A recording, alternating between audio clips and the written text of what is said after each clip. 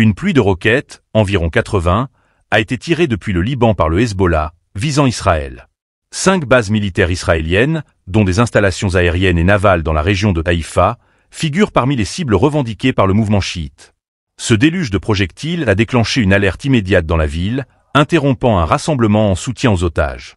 Les manifestants ont dû se réfugier précipitamment dans des abris. Pour ne rien manquer de l'évolution de la situation, abonnez-vous et partagez ce reportage. Pendant ce temps, l'une des roquettes a touché une synagogue à Haïfa, provoquant un incendie. La tension monte alors que les forces de défense israéliennes affirment avoir frappé 50 cibles du Hezbollah dans la banlieue de Beyrouth, notamment à Daïya.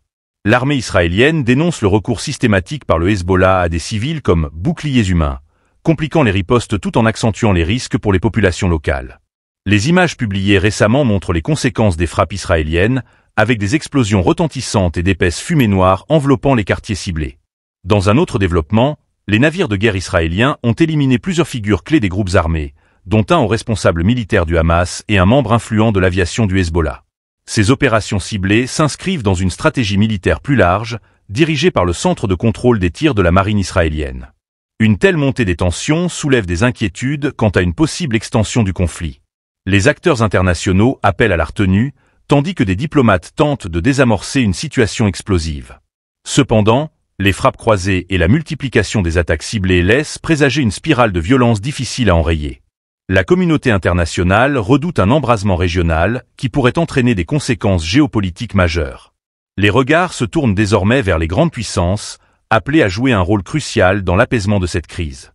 Dans ce contexte, les populations civiles, prises au piège des hostilités, subissent de plein fouet les conséquences de cette escalade. Entre bombardements, déplacements forcés et pénuries, l'urgence humanitaire devient de plus en plus pressante.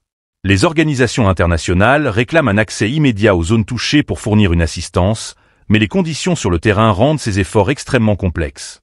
Le sort de ces civils rappelle avec force l'importance de trouver une issue rapide à cette confrontation qui, au-delà des enjeux militaires, laisse des cicatrices profondes et durables sur les vies humaines.